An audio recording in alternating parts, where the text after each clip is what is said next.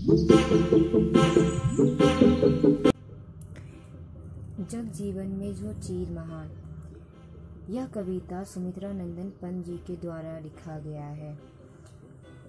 शुरू करते हैं कविता। जग जीवन में जो चीर महान, सौंदर्यपूर्ण और सत्य प्राण, मैं उसका प्रेमी बनूं नाथ, जिसमें मानव हित हो समान। कवि ईश्वर से प्रार्थना करते हुए कहता है कि हे प्रभु, मैं उसका प्रेमी बनूं जो समान रूप से मनुष्य मात्र को कल्याण करने वाला हो, संसार रूपी जीवन में जो दीर्घकाल तक रहने वाला हो। दीर्घकाल मतलब बहुत दिनों तक। श्रेष्ठ सौंदर्य से परिपूर्ण और हृदय में सत्य धारण करने वाला हो, जिसे जीवन में मिले शक्ति, छूटे भय संशय अंधभक्ति, मैं वह प्रकाश बन सकूं नाथ, मिट जावे जिसमें अखिल व्यक्ति। नाथ नाथ यहाँ पे भगवान को कहा जा रहा है। इस पंक्ति में कवि प्रभु से यह प्रार्थना करते हैं कि हे प्रभु, मैं वह प्रकाश बन सकूं जिससे संपूर्ण प्राणी सम्मोहित हो जाए, जिससे जीवन में शक्ति प्राप्त हो तथा भय, शक, संदेह एवं बिना सोच विचार और अंधविश्वास के किसी के प्रति निष्ठा रखने की भावना का निवारण हो सके। भय मतलब डर, संशय मतलब शक, अंधभक्ति मतलब बिना जाने किसी को हम भक्ति करते यानी कि पूजा करते हैं। दिशि दिशि में प्रेम प्रभा प्रसार, हर भेदभाव का अंधकार, मैं खोल सकूं चिरमुंडे नाथ, मानव के उड़ के स्वर्ग द्वार। इस पंक्ति में कवि प्रभु से प्रार्थना करते हैं कि हे प्रभु, मुझे इतनी शक्ति दे कि मैं सभी दिशाओं में प्रेम रूपी प्रकाश को फैलाकर वह अंधकार को मिटाना चाहता हूँ।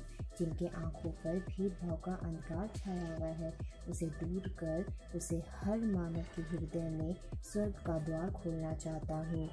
यहाँ पे जो लिखा है अंधकार मतलब अंधेरा, और जो फर्स्ट लाइन में दिया है दिशि दिशि मतलब चारों दिशाओं में।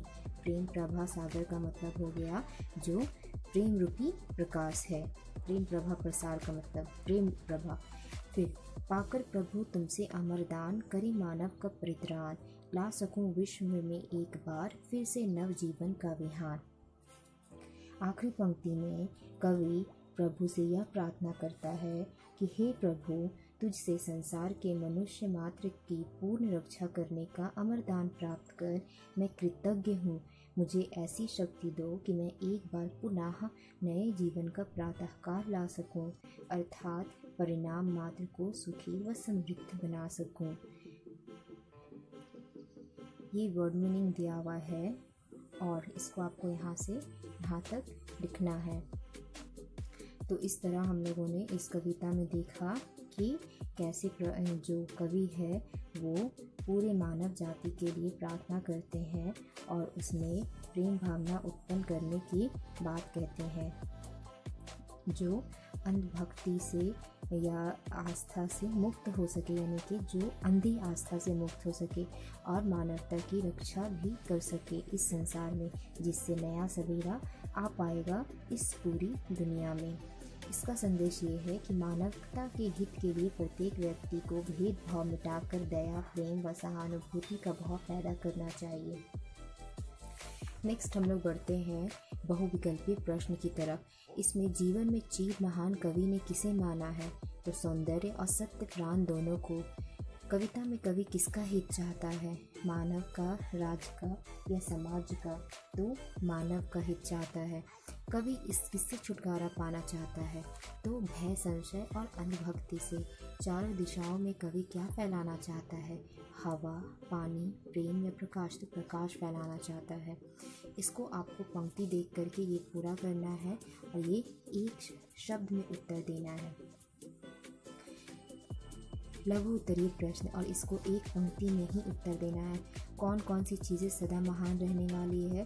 तो सौंदर्य और सत्य प्राण दोनों हमेशा सदा महान रहने वाली है। कवि किस तरह का प्रकाश बनना चाहता है? सत्य का प्रकाश। कवि कैसा अंधकार मिटाना चाहता है?